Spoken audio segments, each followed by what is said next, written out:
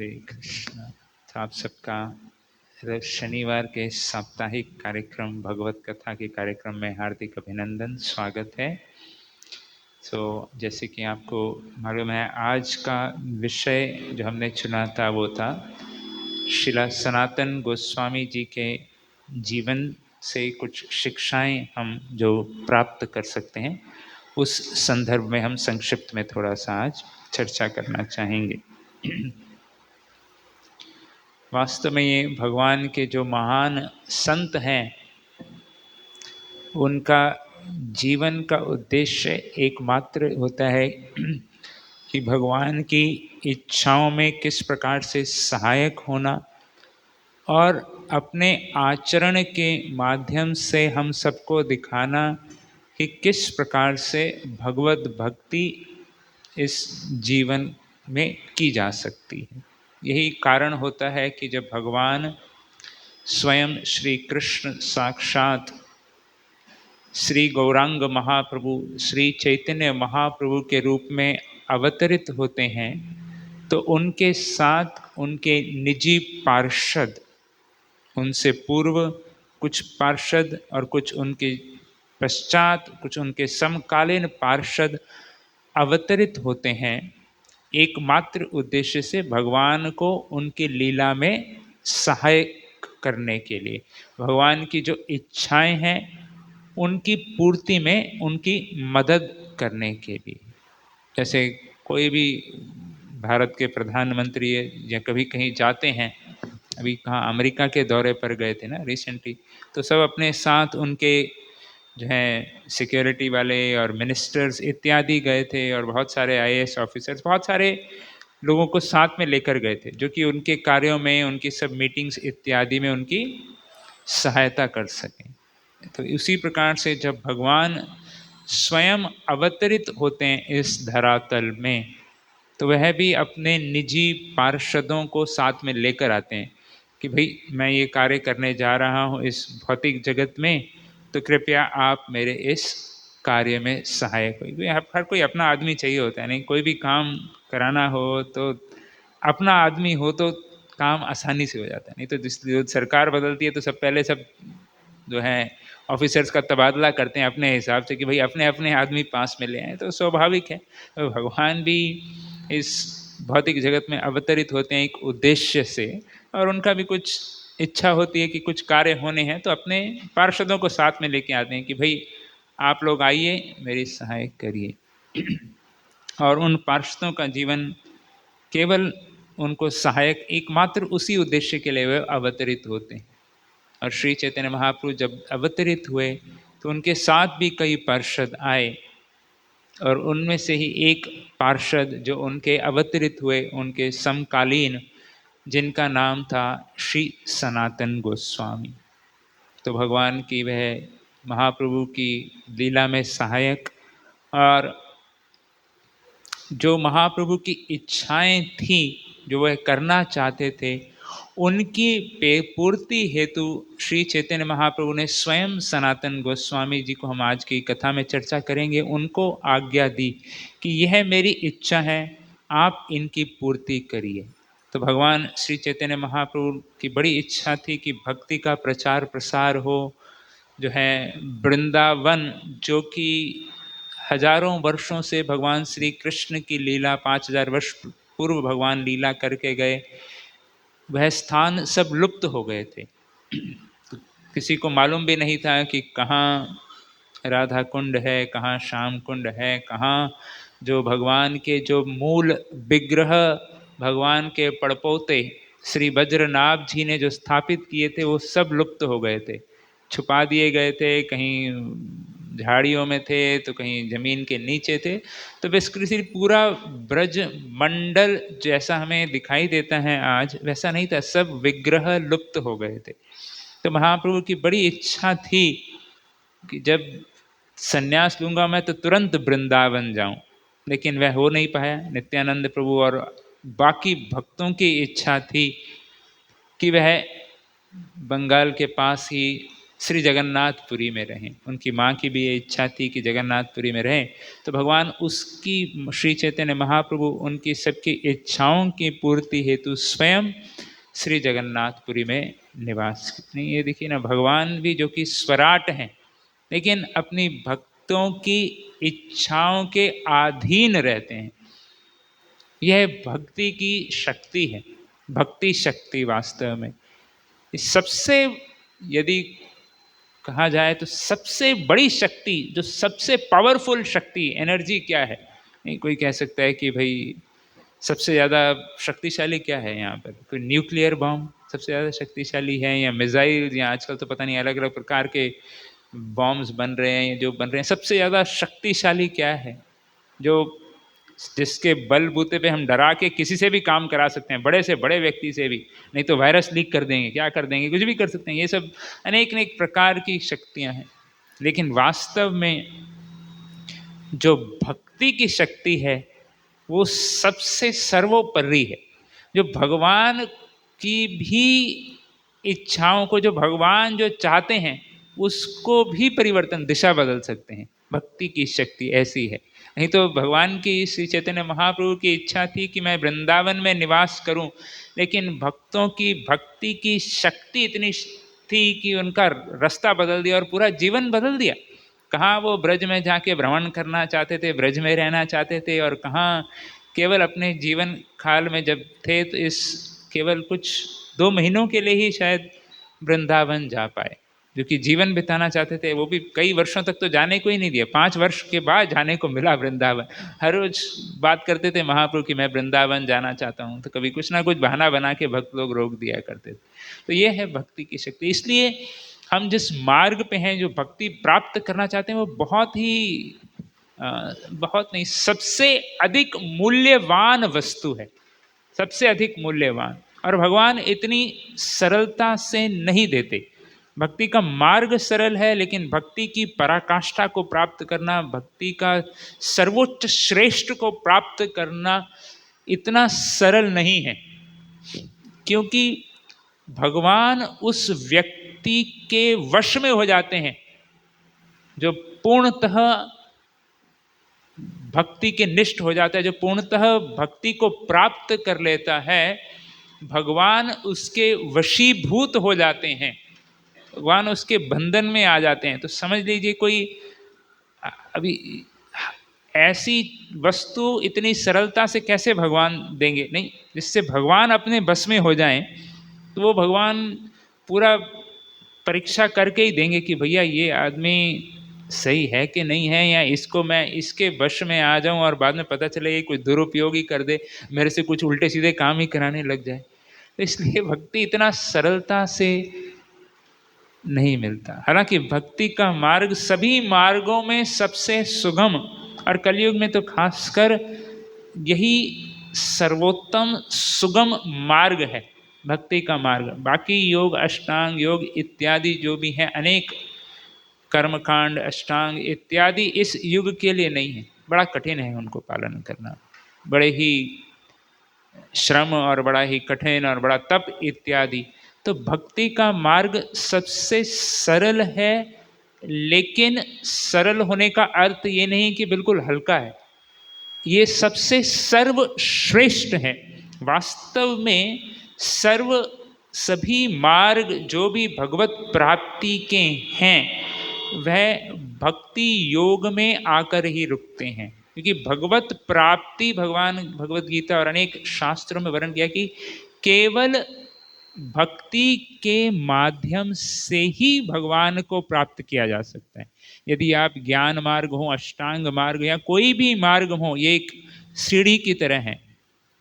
सीढ़ी पे पहुंचकर एक स्थान पर आकर भक्ति के माध्यम से ही भगवत प्राप्ति संभव है।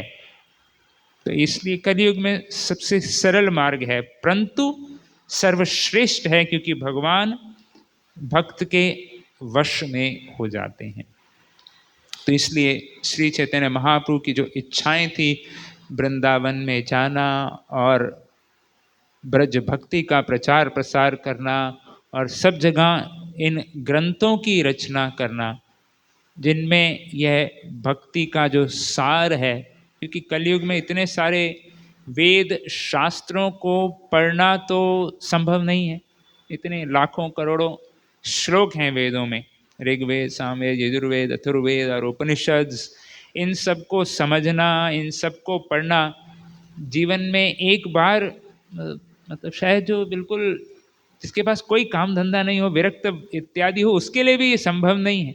इतना पढ़ना और समझना, फिर उसको पहले तो उसको एक बार एटलीस्ट गो थ्रू करना, किताब को बोलते हैं ना, एक बार चलो पढ़ लो, वो भी संभव नहीं है। उसके बाद पढ़ लेंगे फिर भी उसको समझना संभव नहीं है। तो इसलिए महाप्रभु की, श्री चैतन्य महाप्रभु की इच्छा थी कि इस भक्ति तत्व को, इसके सार को वह बड़े ही सरल से अपने जीवन के माध्यम से, अपने भक्तों के माध्यम से हम सबको दिखाना चाहते थे कि भाई ये सरल तरीका है भक्ति का। भगवान नाम के माध्यम से, नम्रता से भगवान नाम लेने से किस प्रकार से सरलता से भक्ति में व्यक्ति प्रगति कर सकता है। तो यही अपने उद्देश्य से भगवान अपने निजी पार्षदों को, खासकर जो षड गोस्वामी के नाम से प्रसिद्ध हैं, षड गोस्वामी, 6 गोस्वामी जो कि महाप्रभु जी के शिष्य हुए, और उन्होंने इन इच्छाओं की पूर्ति हेतु अपना संपूर्ण जीवन पूर्णतः समर्पित कर दिया। तो महाप्रभु जो देना चाहते थे कृष्ण भक्ति, श्री ब्रज भक्ति, वह इन षड गोस्वामियों के माध्यम से हम सब तक पहुंची। और उनमें सर्वश्रेष्ठ, हम सर्वप्रथम हम श्रील सनातन गोस्वामी जी के बारे में आज चर्चा करेंगे। वैसे वे तो भगवान के अंतरंग पार्षद, जैसे हमने कहा भगवान कृष्ण आते हैं अपने पार्षदों के साथ, भगवान के ही पार्षद श्री विशाखा सखी, ललिता विशाखा जैसे भगवान के जो अंतरंग पार्षद हैं, उन्हीं की सहायता करती थी ब्रज की लीलाओं में, रति मंजरी या लबंग मंजरी के रूप में। तो वही इस धरातल में महाप्रभु के समकालीन श्री सनातन गोस्वामी के रूप में अवतरित हुए। तो हम उनके संक्षिप्त जीवन के बारे में आज चर्चा करेंगे, और उससे हम क्या सीख सकते हैं उस जीवन से, हम सबके जीवन में, वो आज संक्षिप्त में चर्चा करेंगे। श्री सनातन गोस्वामी पाद का जन्म करीब 1488 1488 में सारस्वत ब्राह्मण परिवार, बंगाल, वैसे तो ओरिजिनली उनके वंशज कर्नाटका से थे, लेकिन उनके पिताश्री इत्यादि बंगाल में वहाँ पर आके निवास कर रहे थे।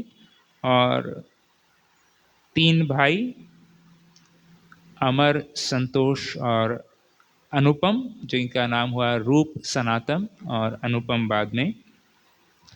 और बचपन से ही उनका जो है परिवार में और भक्ति का भाव बचपन से ही बिल्कुल विद्यमान था, स्पष्ट था उनके जीवन में।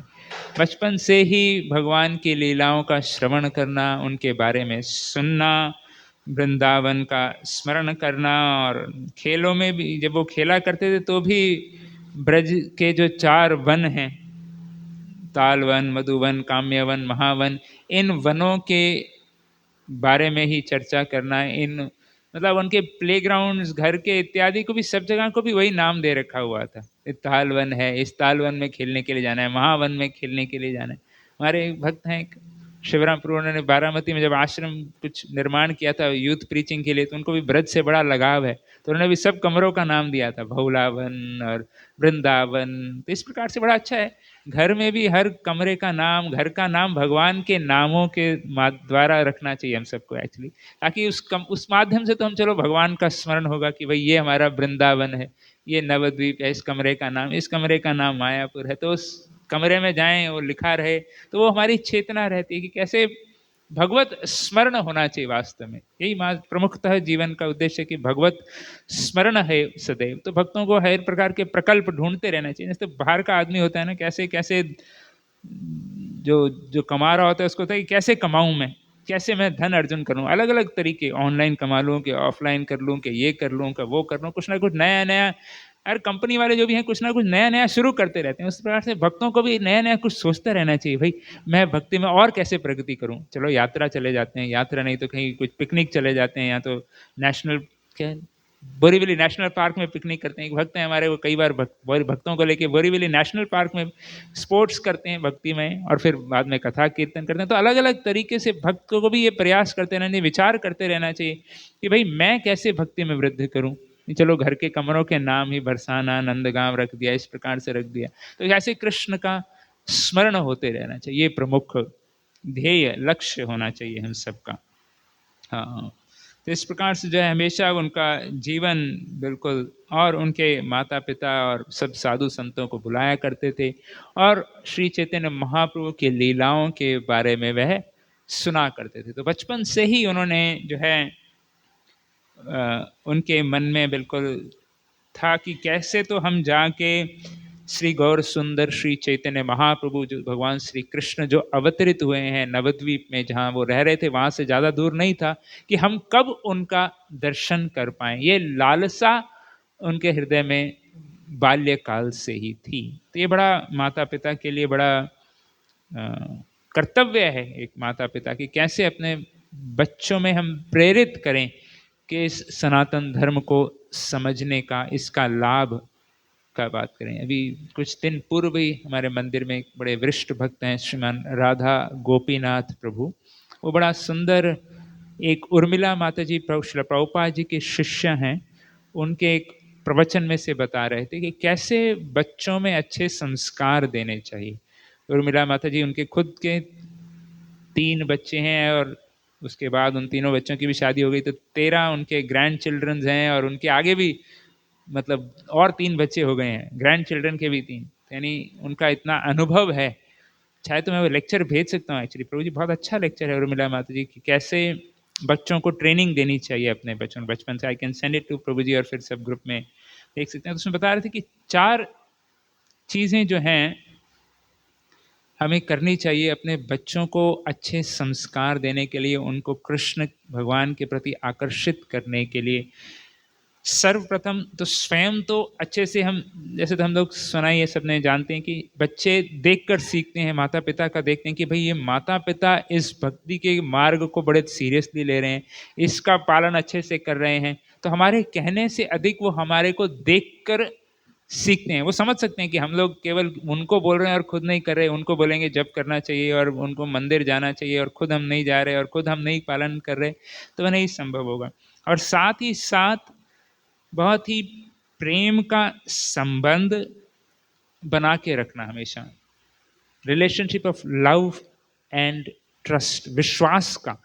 तो बता रही थी माता जी, उर्मिला माता जी बता रही थी कि जैसे उनके उनका बचपन मतलब 1960 के आसपास का उनका बचपन थे। वो बता रही थी कि उनके पिताजी सुबह उठ के रोज 5 बजे उठ के उनके लिए नाश्ता बनाते थे, उनका पूरा ध्यान रखते थे, और 2-3 घंटे अपने वो कार्य से जाने से पहले उनके साथ समय बिताते थे, उनको एक्सरसाइज करवाते थे, और इतना आत्मीयता था, इतना प्रेम का संबंध था। तो वो माता जी समझा रही थी कि बालक, बच्चा को इतना जब प्रेम का जब संबंध रहेगा, जब समय निवेश किया जाएगा उन पर, तो वह हर वो चीज करना चाहेगा जिससे वह उनको प्रसन्न कर सके। कोई ऐसी चीज नहीं करेगा बच्चा कि मेरे मेरे ये कार्य करने से इनको दुख होगा। तो उस समय माता जी बोलती, बचपन में उस समय जब वो थे उस समय तो काफी वो सिगरेट वो भी पीना शुरू कर दी थी माता जी भी, क्योंकि उस समय तक 1960s में तो ये था ही नहीं कि सिगरेट से कैंसर होता है, ये तो बाद में आया उसके बाद, और फिर से वो लीगल लिखा। पहले तो मतलब ये सब एक शौक और एक स्वाद अलग ही था उस समय, पहले 1960s में जो लोग देखे होंगे। तो तब तो लेकिन फिर उनके पिताजी ने एक बार कहा कि मुझे बहुत बुरा लगेगा आप ये पी रहे हैं, तो बोले कि मेरे को ये नहीं मालूम था उससे क्या होता है, वो तो अभी तब तक तो थ्योरी आई ही नहीं थी कैंसर, या कॉलेज में क्या बोलेंगे कि तुम नहीं पी रही अभी, क्योंकि सभी पीते थे।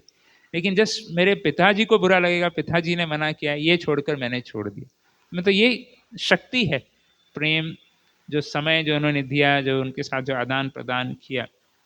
और दूसरा माता जी बताती हैं उस कथा में, उस प्रवचन में, कि बच्चों को अच्छी अच्छी कहानियाँ बताना, भगवान श्री कृष्ण की, राम की, महाभारत की, रामायण की, क्योंकि कहानियों के माध्यम से हम संस्कार दे सकते हैं। कोई भी चीज़ हम देखिए ना, इसमें कितना प्रभावित हो जाते हैं हम सभी, बच्चे क्या बड़े भी प्रभावित होते हैं। कोई हम यदि फिल्म देखेंगे या कहीं कुछ देखने जाएं, या कोई जो भी आजकल क्या ओटीटी बोलते हैं ना, ओटीटी ओवर क्या जो भी होता है, ओटीटी पे जो भी आते रहते हैं, तो उसको हम देखें या यूट्यूब पे देखें, वो कहानियाँ और उसमें जो चरित्र होते हैं वो हमारे को बहुत प्रभावित करते हैं। हमारी दृष्टि उस तरह की हो जाती है, हमारा कार्य करने की इच्छा उस दिशा में चली जाती है। जैसा हम अंदर डालेंगे वैसा ही, जैसे हम कुछ भी खाते हैं तो उसके लिए हम बहुत विचार करते हैं, नहीं कि ये बिल्कुल स्वच्छ बना है कि नहीं, अच्छा है कि नहीं,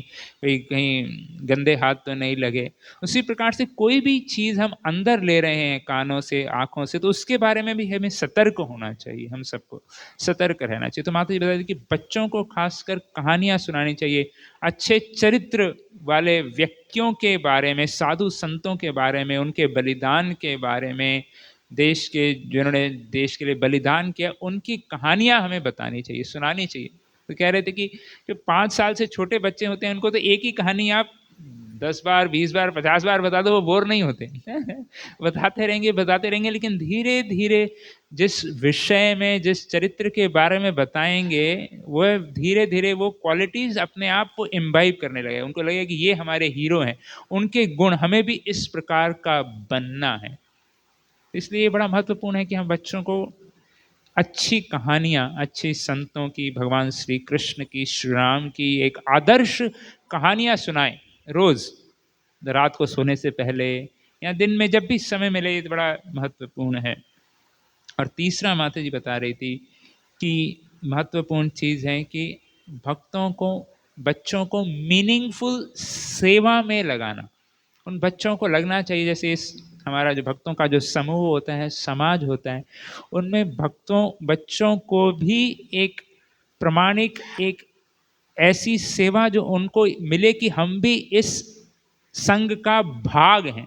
वास्तव में हम भक्तों के संग में निकट कैसे आते हैं, बड़े लोग भी, जब हम सेवा करते हैं तब हम भक्तों के संग में और अधिकता से जुड़ जाते हैं। जब हमारा सेवा के माध्यम से आदान प्रदान होता है तब हमारी घनिष्ठता बढ़ती है। तो माता जी बता रही थी कि प्रायः हम लोग क्या करते हैं कि सत्संग कार्यक्रम इत्यादि होता है तो बच्चों को बोलते हैं आप ड्राइंग बुक लेके बाहर बैठ जाओ, और वो अपना ड्राइंग करते रहेंगे। वो भी लाभ है, वो ड्राइंग को चलो घर में लगाएंगे, दिखाएंगे या देखेंगे, लेकिन यदि संभव हो सके तो बच्चों को भी हमें इस सत्संग में और भक्तों के समूह में इस प्रकार की सेवाओं में नियोजित करना, जिससे उन्हें लगे कि वह योगदान कर रहे हैं। जैसे कई बार मैंने देखा भक्त लोग मंदिर में लेके आते हैं, हमारे मंदिर में छोटे छोटे बच्चों को भी वो अपना चरणामृत बांटने के लिए लगाएंगे, या कुछ ऐसी सेवा कार्यक्रम में प्रसाद वितरण करना, या कई बार गाने के लिए, यहाँ पर भी मैंने देखा है छोटे बच्चे कई बार गाते हैं, तो इससे उनको प्रोत्साहन मिलेगा, उनको भी लगेगा कि हम इस संघ के भाग हैं। तो ये बड़ा महत्वपूर्ण है। और चौथी चीज़ माता जी बता रही थी कि हमें बच्चों को एक भक्ति के वातावरण में, भक्ति के संग में आनंद का अनुभव देना चाहिए। नहीं, कई बार ऐसा हो जाता है कि कई बार हम लोग डांटते रहते हैं बच्चों को, भक्तों के संग में मंदिर में जाएं तो भक्तों को भगवान के सामने डांटते रहेंगे, ये अरे ऐसा नहीं करना है, सीख से बैठो, ये करो वो करो। जब भक्तों के संग में आए तो they should see it as very positive impressions in the association of devotees. जब भक्तों के संग में आए तो अच्छा प्रसाद, अच्छा प्रेम से मिलना, अच्छा प्रेम का कीर्तन, तो यह बच्चों के अंदर जो क्या बोलते हैं ना, इम्प्रेशंस आने चाहिए कि भक्तों के संग में, भगवान के मंदिर में बड़ा अच्छा अनुभव रहा है उनका। माता जी बता रहे थे उनके उनकी कम्युनिटी में एक पेरेंट्स थे जो मंदिर में आते ही वो बच्चे को बोलते थे नहीं चुपचाप सीधा बैठो, उसको डांटते थे कि तुम ठीक से जप नहीं कर रहा है, तुम ये गड़बड़ कर रहा है, वो गड़बड़ कर रहा है। तो जब वो बच्चा बड़ा हुआ तो उसके मन में बैठ गया कि मंदिर मतलब डांट, तो वो मंदिर ही नहीं आता था। यार मंदिर जाऊंगा तो फिर डांट पड़े, हालांकि वो बड़ा हो गया था, अभी कोई डांटने वाला नहीं था वहाँ, लेकिन वो मन में बैठ गया था कि मंदिर मतलब डांट ही पड़ने वाली है यार, ये डांट है, तो वो मंदिर से दूर ही रहने लगा था, तो मंदिर ही नहीं आता। तो बहुत सालों के बाद माता जी बता रही थी उनसे वो मिली, तो फिर पूछा कि भाई तुम क्यों नहीं आता, बोले मंदिर मतलब डांट।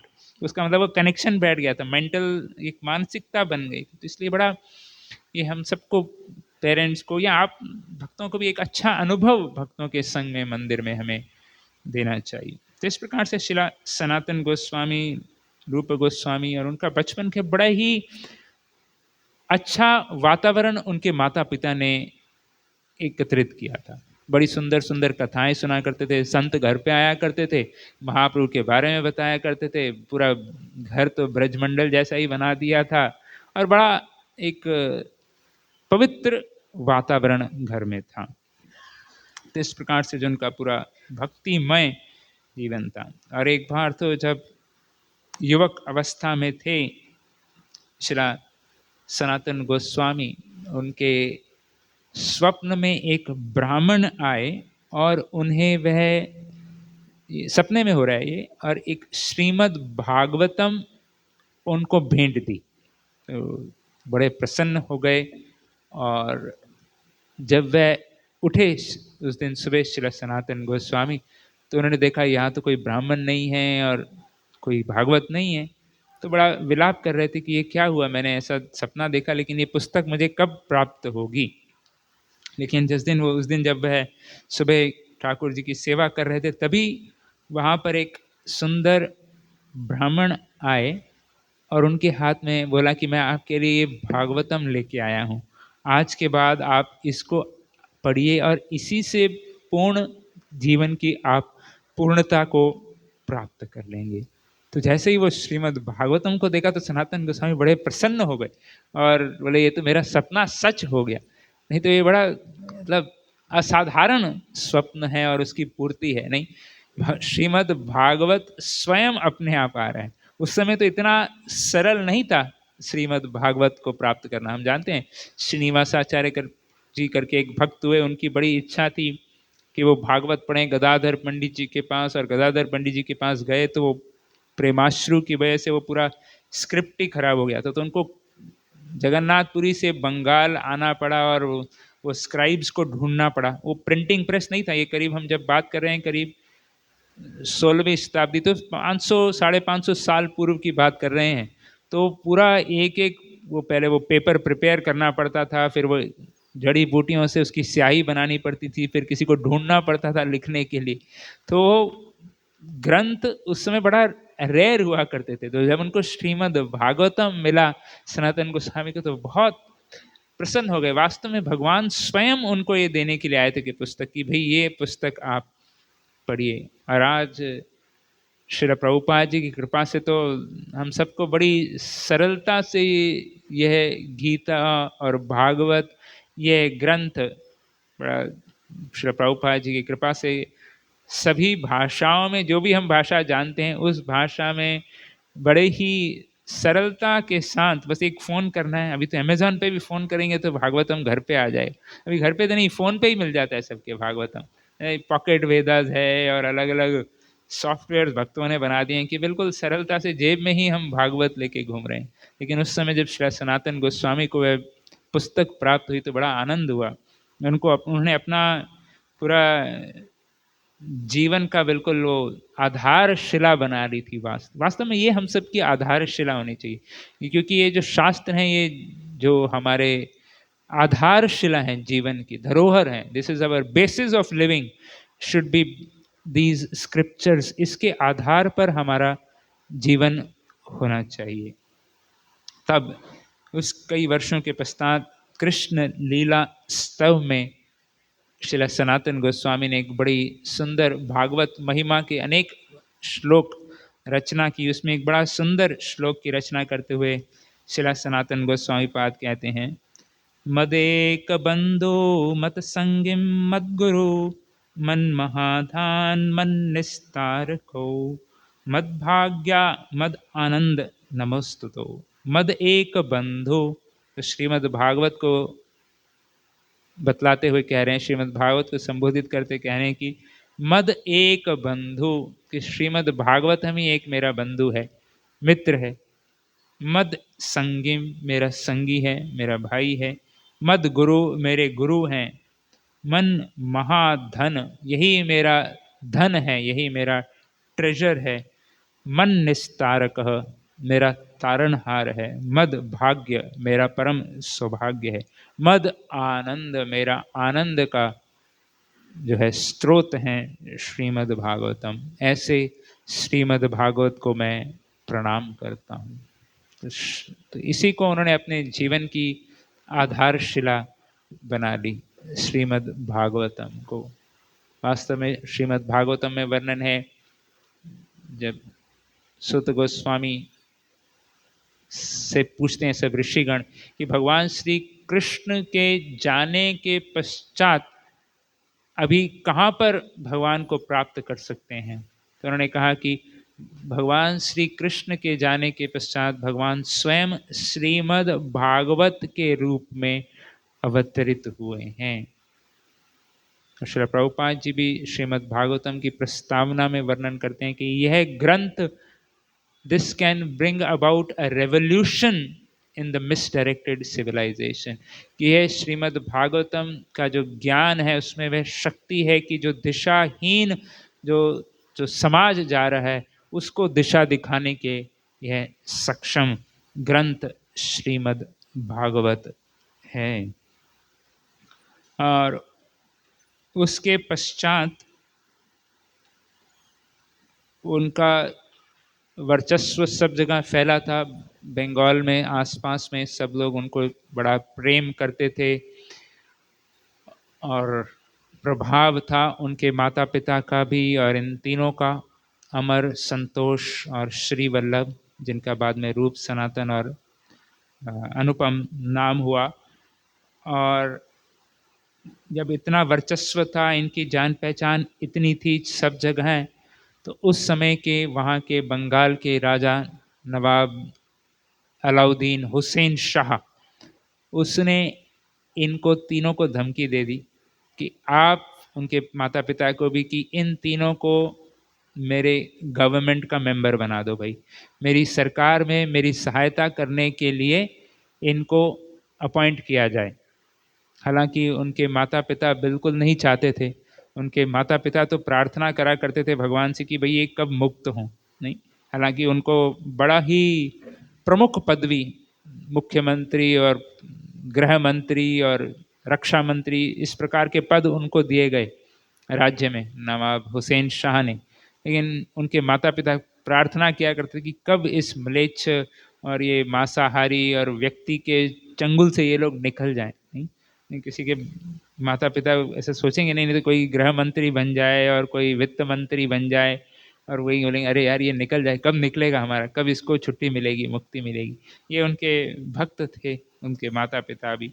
उस समय का वो था कि जो भी प्रमुख लोग हुआ करते थे हिंदुओं में, ताकि हिंदुओं को जो राज्य करना है तो उसको मालूम था कि इनके थ्रू ही मैं कर पाऊँ। और बुद्धिमान भी लोग थे, तो कई लोग थे उस समय। नवाब हुसैन शाह कई भक्तों को उसने एक्चुअली अपॉइंट करके रखा था, जिसमें से एक भक्त थे केशव वसु खान, जिनको पुलिस कमिश्नर बनाया था। अभी नाम था केशव वसु और बाद में खान लगा दिया था। ऐसा सब उस समय वो करा करते थे, उनका था वर्चस्व।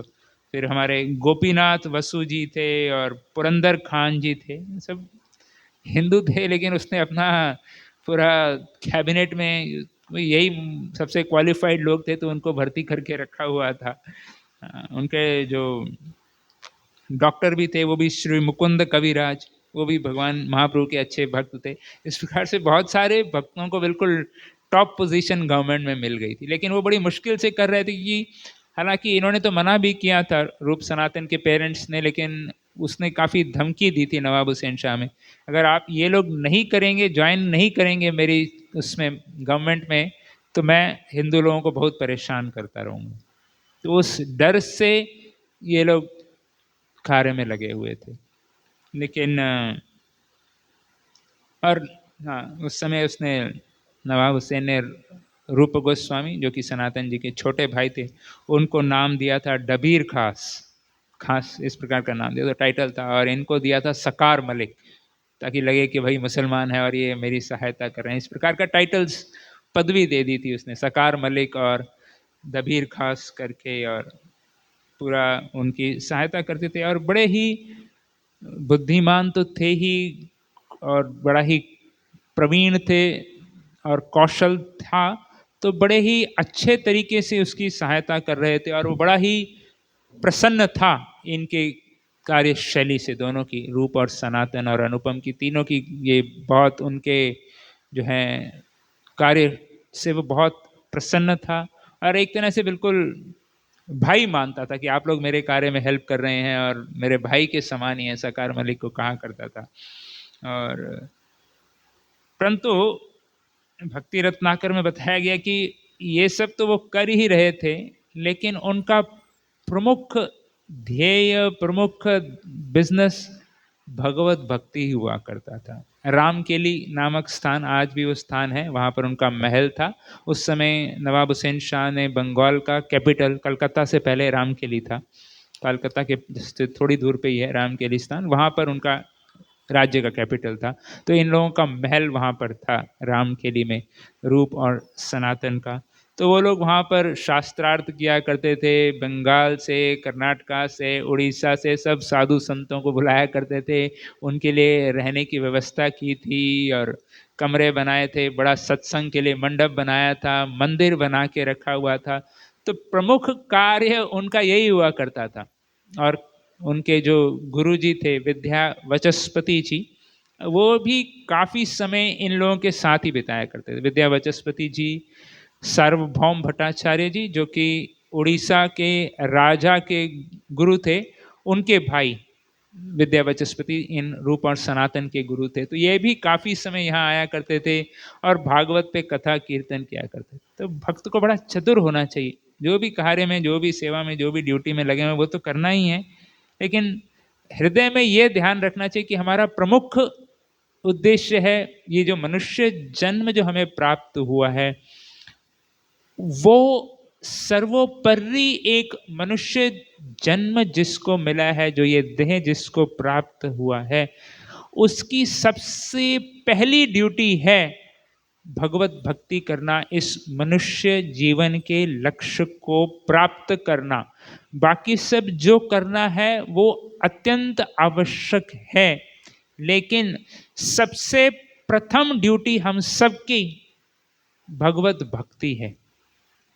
यह श्रीपाद सनातन गोस्वामी, रूप गोस्वामी अपने आचरण से बता रहे हैं कि भाई उन्होंने उस पर अपना कॉम्प्रोमाइज नहीं किया कि भाई चलो अभी तो ये गवर्नमेंट पोस्ट पे आ गए हैं और जो भी हम कार्य कर रहे हैं करते रहेंगे, प्रधानमंत्री, मुख्यमंत्री, वित्त मंत्री हम लोग बन गए हैं, अभी खूब पैसा कमा लेते हैं, अभी सब जो राजा बोलता है वैसा करते रहते हैं और भजन को भूल जाते हैं। अभी कहाँ भजन हो सकता है, अभी तो परिस्थिति अनुकूल नहीं है। लेकिन तो कई बार हम सब भक्तों के जीवन में भी ऐसा समय आता है कि भाई अभी परिस्थिति अनुकूल नहीं है, अभी तो टाइम ही नहीं मिलता है, अभी ये समस्या है, अभी वो है, अभी बच्चे छोटे हैं, अभी ये है, अभी बच्चे बड़े हो गए, अभी बच्चे जिम्मेदारी है, अभी शादी करना है, ये करना है, वो करना है। कहीं ना कहीं प्रलोभन, कहीं ना कहीं क्या बोलते हैं, डिस्ट्रैक्शंस हम सबके जीवन में आती रहती हैं और आती रहेंगी, इसका कहीं अंत है ही नहीं। ऐसा कभी नहीं होगा हमारे सब किसी के भी जीवन में कि बिल्कुल अभी एकदम अनुकूल परिस्थिति आ गई है मेरे जीवन में, भाई अभी कुछ करने का ही नहीं और कोई डिस्ट्रैक्शन नहीं है, अभी तो सब जिम्मेदारियां से मैं बिल्कुल निवृत्त हो गया हूँ, अभी मैं भजन करूँगा। यदि हम यह सोच के वेट करते रहेंगे तो शायद वो समय कभी नहीं आएगा कि भाई अभी।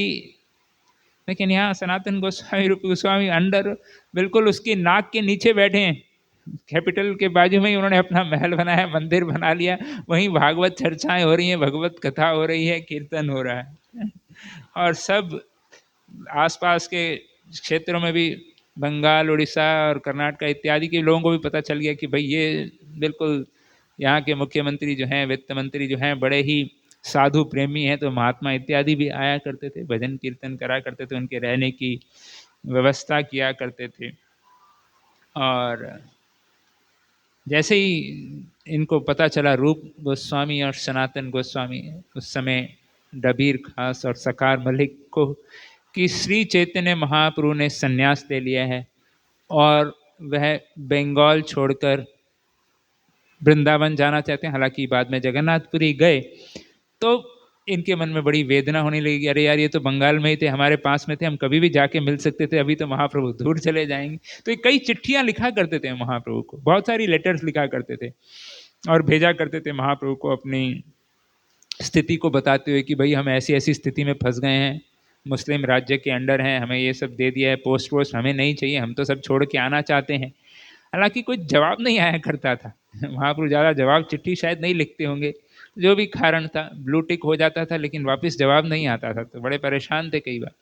तो रूप सनातन, लेकिन एक बार एक चिट्ठी लिख दी थी महाप्रभु ने, और चिट्ठी में भी लिखा था कि महाप्रभु ने वाली एक एक पैराग्राफ का एक छोटा सा चिट्ठी लिखा था कि कृपया आप चिंता ना करिए, जिस प्रकार से यदि कोई विवाहित स्त्री का कोई और व्यक्ति जिससे वो प्रेम करती हो, तो उसे क्या करना चाहिए, अपने घर में बिल्कुल ऐसा कार्य करे कि किसी को पता नहीं चले, लेकिन मन में ध्यान उसका करती रहे। बस ये लिखा था।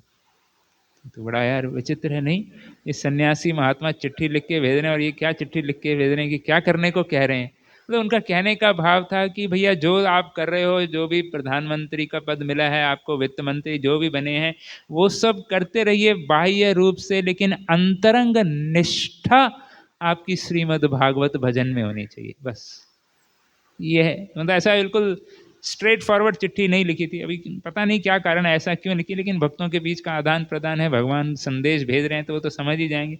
ये भी हो सकता है कि वो शायद रास्ते में कहीं कोई और पढ़ ले चिट्ठी कि भाई गवर्नमेंट ड्यूटीज़ मत करो और ये मत करो, तो पकड़ा जाएंगे, बोलेंगे अरे ये कैसा गाइडेंस आ रही है इनको बाहर से, क्योंकि वो पहले तो बिल्कुल वो खुली चिट्ठियाँ आती थी ना, कोई लेके ही आया करता था, तो पकड़ा जाएगा। तो भी ये भी कारण हो सकता है, मैंने ऐसा पढ़ा नहीं है, ऐसा वर्णन नहीं है क्यों इस प्रकार से लिखा, लेकिन ये मैं इस बता रहा हूँ। तो इस प्रकार से तो बड़ी तीव्र उत्कंठा तो थी कि कैसे महाप्रभु को मिलें, लेकिन महाप्रभु चले गए जगन्नाथपुरी और ये यहाँ पर, लेकिन अपनी भक्ति के कार्य में संलग्न थे, भजन निष्ठ थे उनके गुरुजी के साथ में। लेकिन जब उनको एक बार पता चला कि 5 वर्षों के बाद वास्तव में जगन्नाथपुरी से महाप्रभु वृंदावन की ओर निकले हैं, तब इनको लगा कि अभी बंगाल होके आ रहे हैं। महाप्रभु ने कहा था कि मैं श्री गंगा जी का दर्शन करूंगा, अपनी माँ का दर्शन करूंगा और फिर वृंदावन जाऊंगा। तो बोले कि चलो फिर बंगाल की ओर आ रहे हैं, अभी हमारा शायद मौका मिलेगा, अभी हमको शायद दर्शन हो जाएं। और महाप्रभु अद्वैताचार्य जी के घर में रुके, शांतिपुर में बड़ा महोत्सव हुआ भक्तों का वहाँ पर, क्योंकि 5 वर्षों के बाद भक्त लोग, काफ़ी लोग मिले नहीं थे, जो लोग गए नहीं थे जगन्नाथपुरी वो मिले नहीं थे। एक बड़ा महोत्सव 10 वर्ष दिन तक चला, और चैतन्य भागवत में उन्होंने लाखों लोग महाप्रभु के दर्शन के लिए वहाँ पर गए थे, और महाप्रभु कीर्तन करते हुए जा रहे थे सब भक्तों के साथ। ऐसा वर्णन किया जाता है कि जहाँ से महाप्रभु जाया करते थे, भगवान भक्त के भक्त उनका चरणों की रज लेने के लिए वो जो स्पर्श करते, जैसे महाप्रभु आगे चले गए और उसकी चरण रज लेने लगते थे, इतने सारे भक्त वहाँ पर एकत्रित हुए थे कि वो इतना मिट्टी निकाल के वो गड्ढा हो जाता था रोड में तो महाप्रभु जिस रास्ते से जाते थे वो रास्ते में गड्ढे बहुत हो जाते थे ये बड़े दिव्य गड्ढे होंगे नहीं ये सारी रोड्स खराब हो जाती थी, खराब नहीं हो जाती थी, मतलब भगवत प्रेम के भक्त के सब भगवान चाहते कि भगवान जा रहे हैं तो भाई सब चरण रज लेनी चाहिए भगवान की, तो उसको लेते थे सब वहाँ गड्ढा कर दिया करते थे भक्त लोग तो ये सब करते करते श्री चैतन्य महाप्रभु स्वयं राम केली पहुँच गए।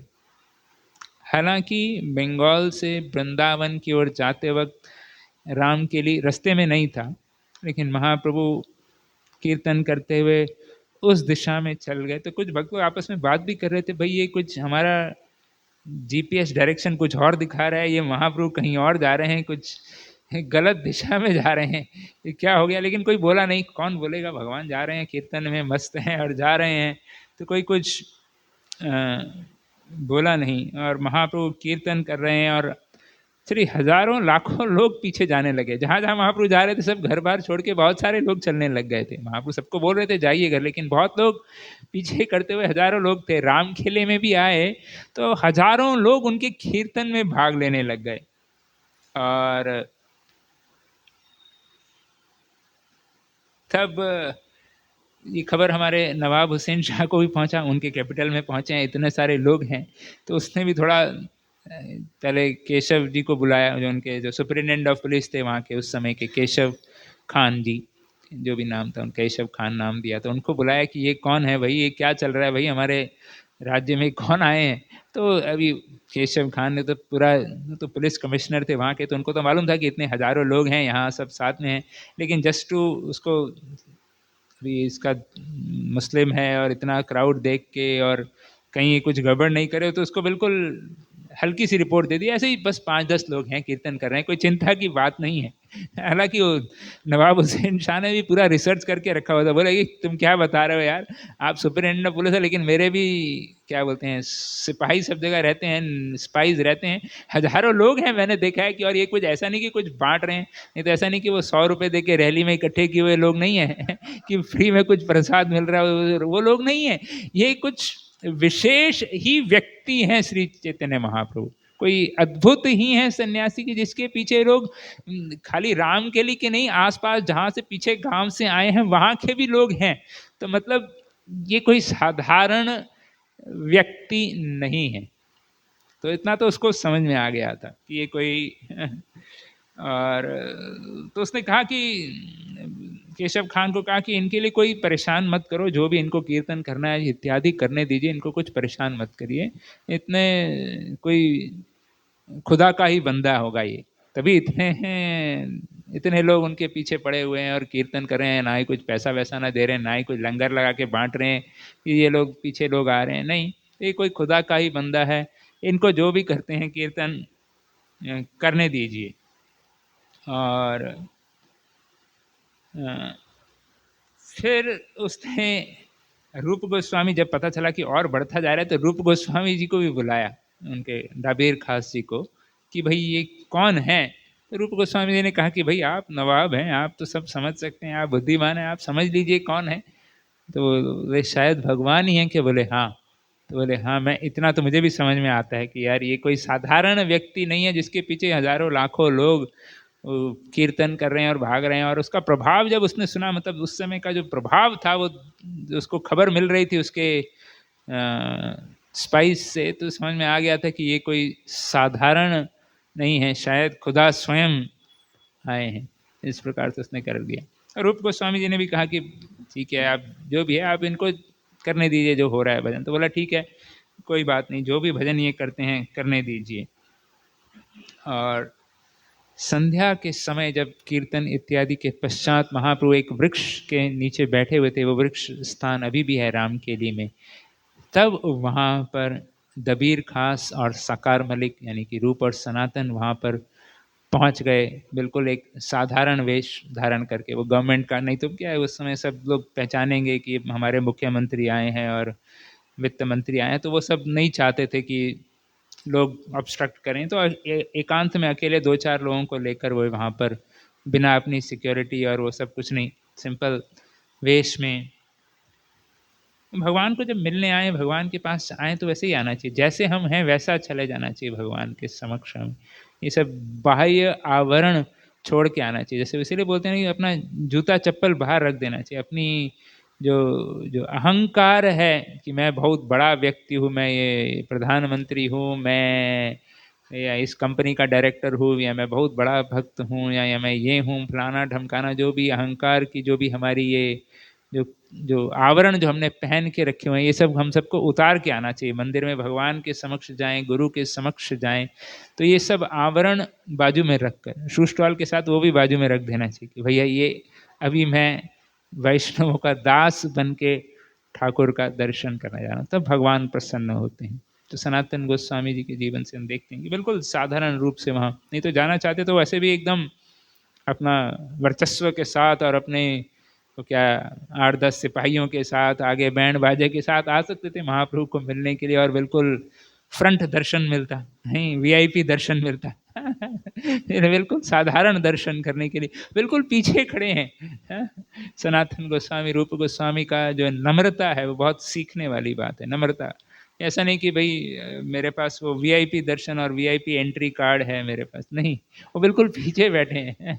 फिर वहाँ कुछ भक्तों ने देख लिया सनातन गोस्वामी, रूप गोस्वामी की दाबीर खां साकार मलिक आए हैं महाप्रभु को, और उनको साष्टांग प्रणाम किया, और महाप्रभु ने तब उनको अपने पास बुलाया, और दोनों ने जो है अपने जो है तृण को लेकर दांतों में रखा, गले में कपड़ा बांध के, एक शरणागति का एक भाव है, लक्षण है। और दांतों में तृण को रखकर श्री चैतन्य महाप्रभु से प्रार्थना करने लगे और अपनी अपनी क्या बोलते हैं अयोग्यता व्यक्त करते हैं कि हे महाप्रभु, आपका दर्शन हुआ, हम कई वर्षों से प्रयास कर रहे थे, इच्छा कर रहे थे, आपकी चिट्ठियां भी लिख रहे थे हम आपको, लेकिन आज हमारा परम सौभाग्य आपका दर्शन हमें प्राप्त हुआ और आप सभी जीवों के निस्तार के लिए अवतरित हुए हैं इस काल में। और बताने लगे कि हमारा वैसे कोई योग्यता नहीं है, हम अपना क्या बोलते हैं इंट्रोडक्शन दें आपको, अपना हम बारे में कुछ बताएं। वास्तव में हमने सुना था आपने सबसे बड़े टेररिस्ट थे उस समय के बंगाल के, जगाई और मधाई, तो बोल रहे थे आपने उनका उद्धार किया, उनको आपने भक्त बना दिया, हमने वो सुना था।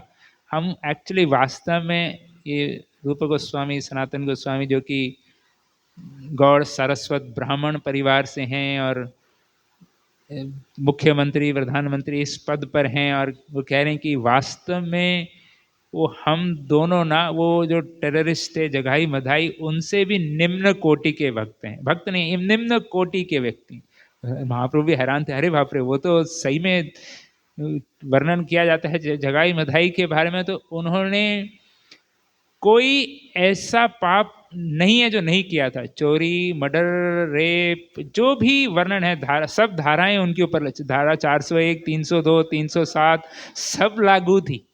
और हाँ जी, कोई भी धारा, हाँ सब लग गया था उनके ऊपर धारा, तो कोई ऐसा सेक्शन नहीं था जो उन्होंने डिफाई नहीं किया था और जो उनके ऊपर नहीं था।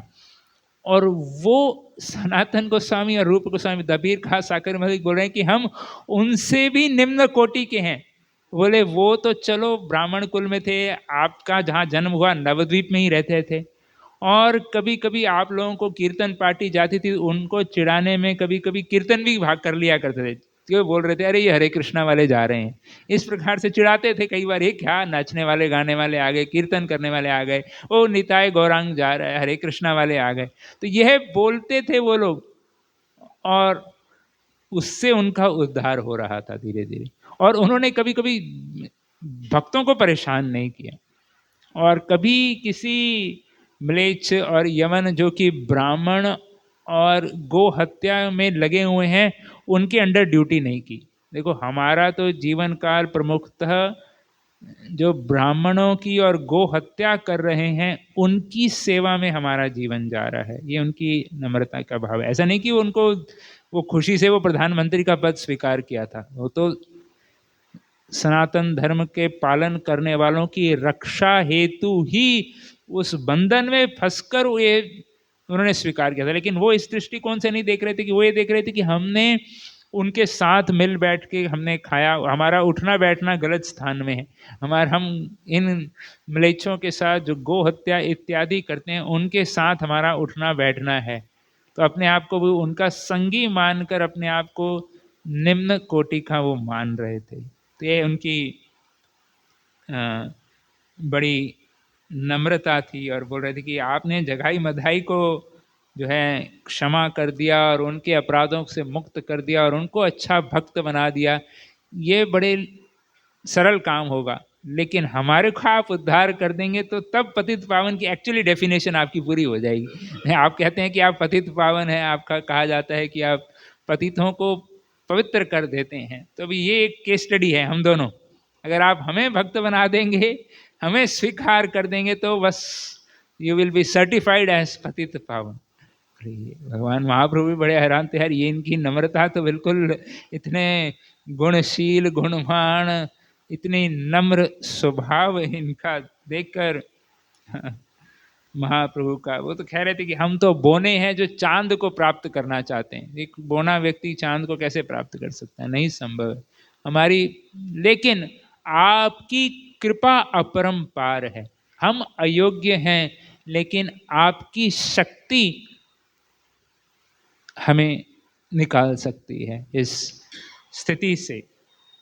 और तब श्री चैतन्य महाप्रभु उनकी प्रार्थनाओं से प्रसन्न हुए और कहने लगे, हे दबीर खां सकार मलिक, वास्तव में आप मेरे शाश्वत भक्त हैं, आप लोग मेरे निजी पार्षद हैं, शाश्वत भक्त हैं, और आज से आपका नाम होगा रूप और सनातन। तो महाप्रभु ने उनको उसी समय दीक्षा दी, उनका नाम रखा और कहने लगे कि आप इतनी ये नम्रता मत दिखाइए, आपकी नम्रता की वजह से मेरा हृदय पूरा द्रवित हो रहा है। हम लोग इस्कॉन में जब दीक्षा लेते हैं तो हम लोग नियम, ये वो क्या बोलते हैं ना उसको, वाउस लेते हैं हम। वाउस को हिंदी में क्या कहते हैं हम?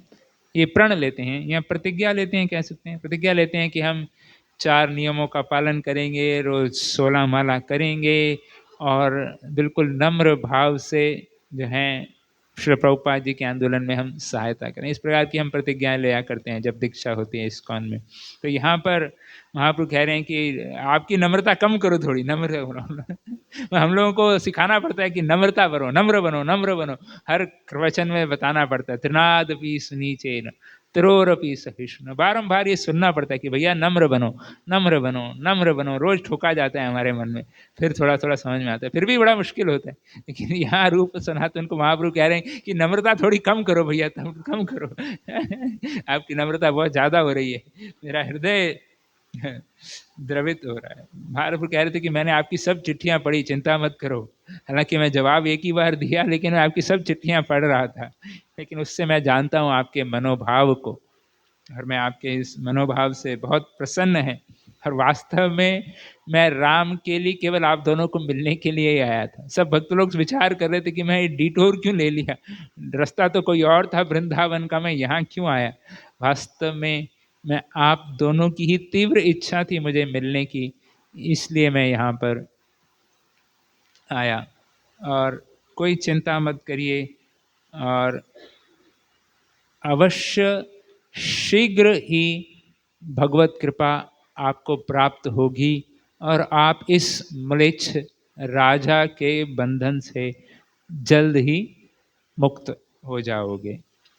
और तभी श्री रूप गोस्वामी और सनातन गोस्वामी महाप्रभु को साष्टांग प्रणाम किए, अपने नतमस्तक हुए उनके चरणों में। और तब महाप्रभु ने सब भक्तों को भी बताया कि भाई ये रूप सनातन है, और उनकी जो चिट्ठियाँ आई थी उनके बारे में बताया और उनका गुणगान किया कि भाई सबसे इंट्रोड्यूस किया वहाँ पर। और महाप्रभु ने कहा कि भाई आप सब लोग इनको आशीर्वाद दीजिए। तो नित्यानंद प्रभु, हरिदास ठाकुर, गदाधर पंडित, जगदानंद, मुकुंद, बक्रेश्वर पंडित, सबके चरणों में जाके, एक एक के चरणों में के जाके रूप गोस्वामी, सनातन गोस्वामी प्रणाम किए और सबका आशीर्वाद उनको प्राप्त हुआ। एक एक भक्त के पास जाके उनसे आशीर्वाद लिए और सब बड़े जो है प्रसन्न हो गए। तब सब इसके पश्चात तब सनातन गोस्वामी, रूप गोस्वामी महाप्रभु के पास फिर से गए कि भाई आप यहाँ आए, हमारा मिलना हो गया, सब हो गया। ये भाई नवाब हुसैन शाह का कैपिटल है, भी अगर आपका कार्य हो गया है अभी यहाँ से तो आप निकल जाइए। अभी तो वो बड़ा फेवरेबल है, लेकिन उसकी मति कब बदल जाएगी पता नहीं। इससे अच्छा यहाँ से आप आगे के मार्ग ब्रज की ओर चले जाइए। फिर सनातन गोस्वामी एक और बात कही कि महाप्रभु ये तो मतलब जहाँ से भी आप जगन्नाथपुरी से निकले, रास्ते में इतने सारे भक्त, सारे लोग आ गए हैं, हजारों भक्त आ गए हैं, और आप वृंदावन जाने वाले हैं, इतने सारे भक्तों के साथ जाएंगे। वृंदावन बड़ा ही सिंपल गांव है और ज़्यादा कुछ व्यवस्था इत्यादि नहीं है, और आप ब्रज का अनुभव करने के लिए जा रहे हैं। नम्रता पूर्वक सनातन गोस्वामी कह रहे थे कि हमारा ऐसा अनुरोध है कि ऐसा हमें लगता है कि इतने सारे भक्तों के साथ आप ना जाएं तो अच्छा है, एकांत में ब्रज का अनुभव करेंगे तो अच्छा रहेगा, क्योंकि नहीं तो ब्रज का जो वन है वो पूरा बिगड़ जाएगा। हजारों लोग पीछे जाएंगे तो अभी तो गड्ढे हो रहे हैं, तो सब फल इत्यादि, पेड़ इत्यादि सब तोड़ फोड़ कर देंगे। तो इसलिए ब्रज में आप एकांत में ही जाएं। तो महाप्रभु उनकी बात को बड़ा प्रभाव हुआ कि भाई ये लोग बड़े इन्फ्लुएंशियल हैं, सब समझते हैं, बात को समझते हैं, इन्होंने ऐसा कहा है तो इसको वह। तो महाप्रभु कहे कि मैं ये कृष्ण की ही वाणी समझ रहा हूँ कि भगवान कृष्ण ही कहना चाहते कि मैं वृंदावन अभी नहीं, बाद में केवल एक दो भक्तों के साथ ही ब्रज का अनुभव करने के लिए आऊँ। तो महाप्रभु वहाँ से कनाई नटशाला गए और फिर लौट कर वापस श्री जगन्नाथपुरी आ गए। और उसके पश्चात जो है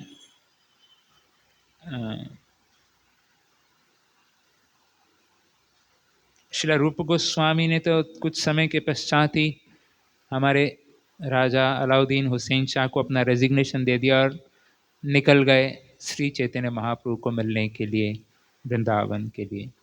और अभी सब लोग एक साथ नहीं रिजाइन कर सकते, तो सनातन गोस्वामी कुछ समय तक कार्य कर रहे थे, लेकिन धीरे धीरे उन्होंने भी सिक लीव ले लिया और पूर्णतः भागवत साधु संतों को बुला के भागवत कथा के कार्यक्रम में लग गए। अभी तब नवाब हुसैन शाह को भी समझ में नहीं आ रहा था कि भैया इतनी सारी सिक लीव, आज तक तो कभी इतना बीमार नहीं हुई, कुछ अनयूजुअल सिक लीव लग रही है, कुछ ज़्यादा ही लंबा सिक लीव ले लिया लग रहा है। तो उन्होंने अपने उसको भेजा वैद्य को और बोला कि ज़रा ज़रा चेक करके आओ भैया, इस सनातन जी को क्या बीमारी हुई है, कुछ हेल्प इत्यादि की आवश्यकता है तो कुछ और स्पेशलिस्ट को भेजेंगे हम। हुसैन शाह जी ने कहा। और उनका प्लान बन रहा था उस समय उड़ीसा अटैक करने का, एक्सपैंड करने का, बंगाल से उड़ीसा की तरफ आक्रमण करने का। तो बोले इस समय तो मेरे को इनकी बड़ी आवश्यकता है, क्योंकि ये पूरा संभाल लेंगे तो ही मैं जाके आक्रमण कर पाऊंगा। अगर ये भी नहीं है, छुट्टी पे हैं और मैं चला जाऊं तो पीछे राज्य पूरा निकल जाएगा मेरे से हाथ से। तो इस समय मेरे को बड़ी आवश्यकता है इस सकार मलिक की। तो वैद्य जी को भेजा। वैद्य जी ने तो देखा यहाँ तो कुछ नहीं है, भगवत कथा चल रही है आराम से, और महल में बिल्कुल मंदिर में पूजा इत्यादि हो रही है, और पूरा वृंदावन का निर्माण किया था रूप सनातन जी ने अपने वहाँ राम केली में। तो वैद्य जी ने जाके बताया नवाब हुसैन शाह को कि भैया यहाँ तो कुछ सिक लीव तो नहीं है, ये तो बिल्कुल भजन में लगे हुए हैं। तो वो आ गए, तब अपनी पूरा सिक्योरिटी के साथ वहाँ पर आए और साकार मलिक और उस समय सनातन गोस्वामी उनको प्रणाम किए और अपने आसन से खड़े हुए उनको आसन दिया, सत्कार करते थे, राजा थे वहाँ के उस समय, उनकी पदवी थी। और तो उन्होंने कहा कि भाई हमारे डॉक्टर को भेजा था, वो तो बोल रहा है कि आप बिल्कुल ठीक ठाक हैं, ये क्या आपने सिक लीव डाल के रखा हुआ है, कुछ इसके पीछे का अभिप्राय बताएंगे। ये बोले भाई अभी मैं और सेवा नहीं कर सकता, मेरा भाई तो चला गया, अभी पीछे पीछे मैं भी जाऊंगा। तो वो बहुत नवाब हुसैन शाह काफ़ी क्रोधित हो गए कि अभी संभव नहीं, अभी तो मेरा प्लान बन रहा था उड़ीसा आक्रमण करने का, जाना पीछे से राज्य आपको ही संभालना है। तो उन्होंने कहा कि नहीं, अभी मैं ये नहीं कर सकता, जितना मैंने आपको मदद करना था किया, लेकिन अभी मैं पूर्णतः जो है भगवत भक्ति और श्री चैतन्य महाप्रभु के जो कार्य उन्होंने मुझे दिए हैं मैं उसमें संलग्न होना चाहता हूँ, full time servant of lord Chaitanya.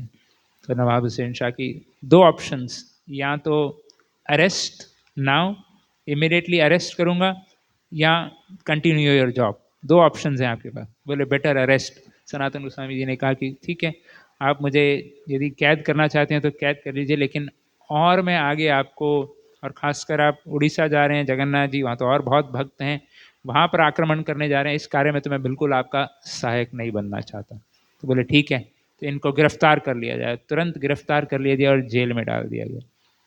तो इस समय 8:27 हो रही है। मैं सोच रहा हूँ इसको अगली बार कंटिन्यू करेंगे, अभी 5 मिनट में हम जेल से बाहर तक निकाल देते हैं, है ना, उतना तो कर देते हैं, ज़्यादा समय तक जेल में नहीं रख सकते सनातन गोस्वामी जी। फिर उसके आगे जो है वाराणसी और वृंदावन अगली बार लेकर चले जाएंगे, क्योंकि भाग भाग कर वृंदावन नहीं जाना चाहिए, तो धीरे धीरे आराम से वृंदावन का दर्शन। तो वह उनको कारागृह में डाल दिया गया, लेकिन सनातन गोस्वामी भी काफ़ी बुद्धिमान थे, और श्री रूप गोस्वामी जी ने कुछ स्वर्ण मुद्राएं सनातन गोस्वामी के लिए एक वणिक, एक दुकानदार के पास रख दी थी कि भैया ये आपको काम आएंगी। और एक चिट्ठी भी लिखा रूप गोस्वामी जी ने, उनके भाई ने सनातन गोस्वामी को, भी बड़ा ही एक पहेली के रूप में, कि श्री चैतन्य महाप्रभु जो स्वयं श्री कृष्ण हैं, अभी जगन्नाथपुरी से निकल के मथुरा की ओर निकल पड़े हैं।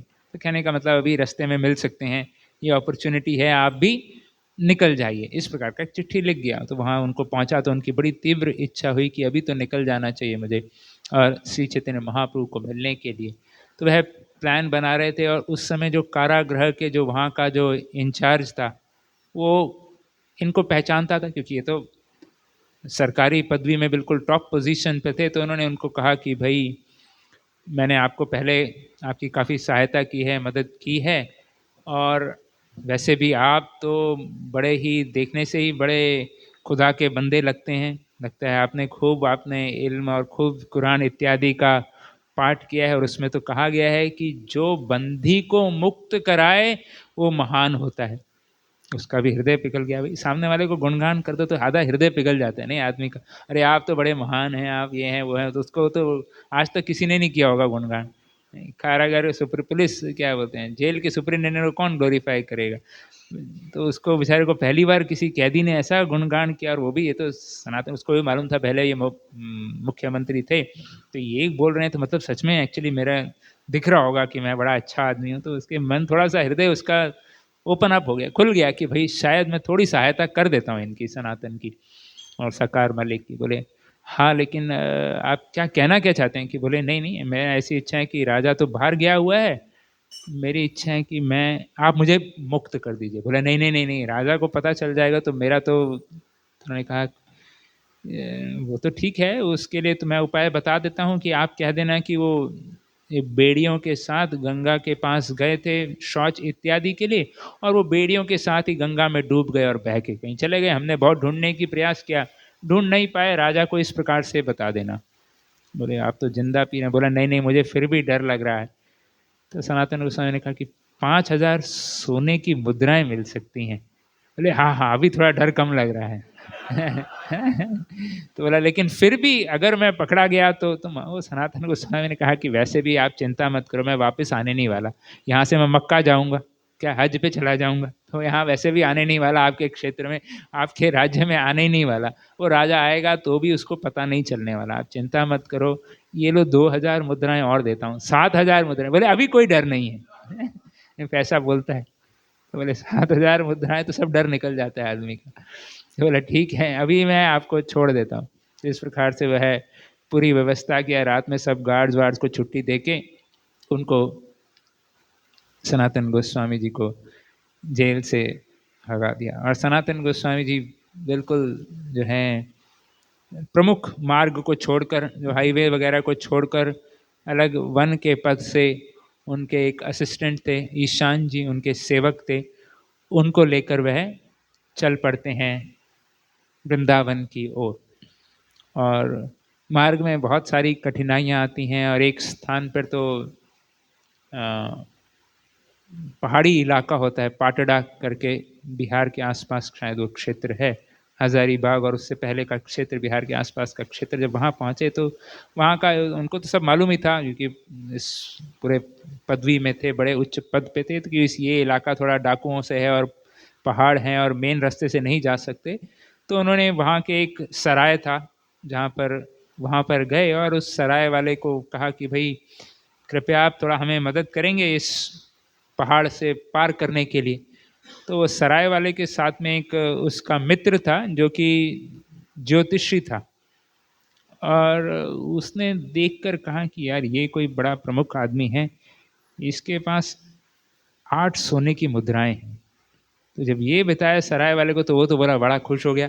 बोला हाँ ठीक है, आपकी तो पूरी व्यवस्था कर देंगे, ये लीजिए दाल चावल सब्जी, पहले आप अपना भोजन बनाइए, फिर अगले दिन कल सुबह हम आपको बिल्कुल मेरे 4 आदमियों के साथ छोड़ दूंगा, पूरा पहाड़ पार करवा दूंगा और ये सब डाकू वगैरह से बचा के।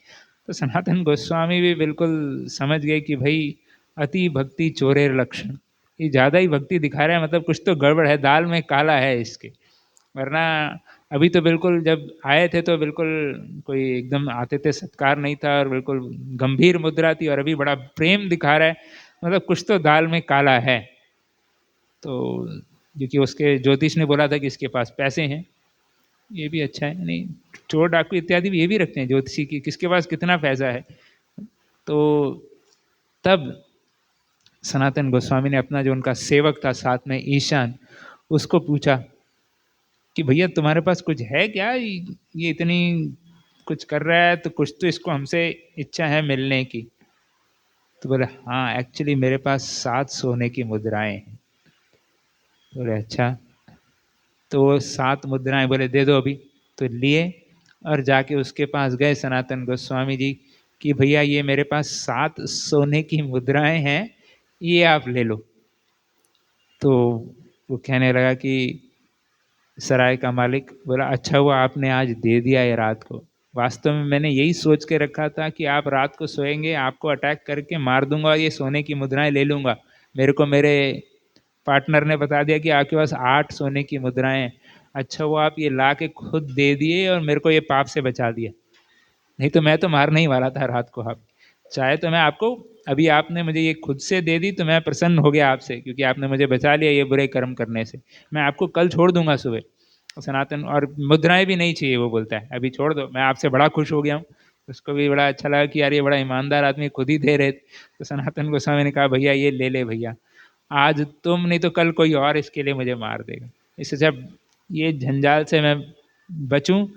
और वो 7 मुद्राएं उसको दे दी और फिर बोला कि चलो भाई मेरे को तुरंत आप छुड़वा दीजिए। तो 4 आदमी को लिया ईशान के साथ, वो पहाड़ के पार तक पाटड़ा के पास लेकर गए और वहाँ उनको श्रीपाद सनातन गोस्वामी और ईशान को छोड़ दिया। तब सनातन गोस्वामी जी ने पूछा ईशान से, भाई अभी और कुछ तो नहीं है ना? फिर से पंगा नहीं होना चाहिए, आगे की जर्नी, आगे भी कोई भरोसा नहीं। बोले हाँ, एक सोने का सिक्का मैंने इमरजेंसी के लिए रख लिया था, आपके लिए कभी कोई जरूरत पड़ेगी तो। बोले नहीं थैंक यू, ये सोने का सिक्का तुम रखो और आप लौट के चले जाओ। और अभी यहाँ से मैं श्री चैतन्य महाप्रभु को मिलने के लिए अकेला ही जाऊंगा। तब वह अपने आप को बिल्कुल मुक्त, अपने आप को बड़ा हल्का महसूस कर रहे थे। हालांकि देखा जाए तो इन टर्म्स ऑफ सिक्योरिटी देखा जाए तो जो एक असिस्टेंट था, सॉर्ट ऑफ सिक्योरिटी, एक जो एक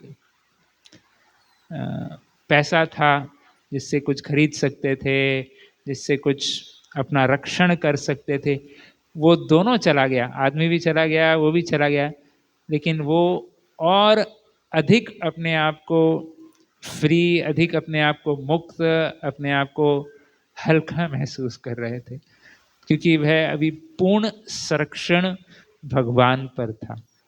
तो वास्तव में भगवान ही है योग क्षेम वहाम्यहम्, जो भगवान ही हैं हमारी हर परिस्थिति में, हर समय में, हर स्थान पर हमारा संरक्षण कर सकते हैं। अन्यथा इस भौतिक जगत में जो भी संरक्षण की वस्तु हैं या व्यक्ति हैं, हर समय पर, हर स्थान पर हमारी रक्षा नहीं कर सकते।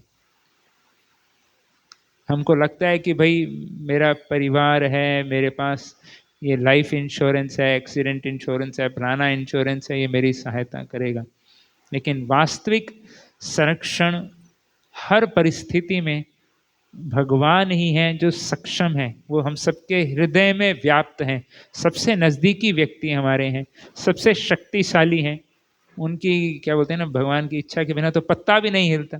तो भगवान वास्तव में वही हमारे संरक्षण पूर्णतः कर सकते हैं। तो हम सबको अपने जीवन में जो भी है, हमारे जो भी भौतिक संरक्षण की व्यवस्थाएं हैं, वो तो हमें करनी ही है, क्योंकि भगवान ने ही वो हमें दिया है। अपना परिवार, भगवान के द्वारा ही हमें ये परिवार मिला है, भगवान के द्वारा ये धन हमारे कर्म के भाग्य के अनुसार हमें मिल रहा है, वो तो हमें व्यवस्था करनी ही है। लेकिन हमारी पूर्ण निष्ठा होनी चाहिए कि जब हमारी सबसे अधिक आवश्यकता होगी तो वास्तव में भगवान, भगवान नाम, भगवान के भक्त ही हमारी सहायता कर सकते हैं।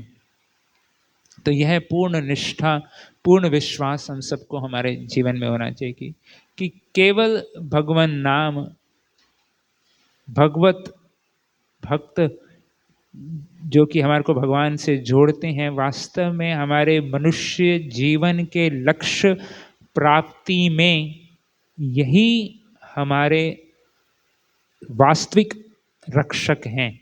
जो भक्तों से हमारा प्रेम का संबंध है और जो भगवान से हमारा, भगवान नाम से जो हमारा संबंध है, वास्तव में सबसे विकटतम परिस्थिति में यही हमारा संरक्षण कर सकते हैं। मृत्यु के समय या कोई भी विकटतम परिस्थिति होगी, उसमें कितना भी लक्ष्मी, कितना भी धन हमारे पास हो, कितना भी परिवार क्यों ना हो बड़ा, लेकिन जब भगवान के भक्त होंगे जो कि हमारे को भगवत स्मरण कराएंगे और भगवान नाम का जो आश्रय होगा, जो हमने भक्ति की है, उसकी शक्ति से हम जो भगवत कृपा जो प्राप्त होगी, जो स्मरण कर पाएंगे भगवान, वही हमारे को जो है, हमारा जो लक्ष्य है भगवत प्राप्ति का, उसमें वह सहायक बन पाएगा। तो इसलिए सबसे बड़ा महत्वपूर्ण है हम सबको कि हम और निष्ठापूर्वक भगवान नाम लें और नियमित रूप से भगवान नाम का आश्रय लें और अपने जीवन को जो है सफल बनाएं। इसी के साथ हम आज की कथा को विराम देंगे और हम अगली बार यदि संभव हुआ तो यहाँ उस पर्वत से आगे बनारस का रास्ता पार करेंगे। हरे कृष्णा। जय श्री सनातन गोस्वामी पाद की, श्री गौरांग महाप्रभु की, श्री प्रभुपाद की। हरे कृष्ण।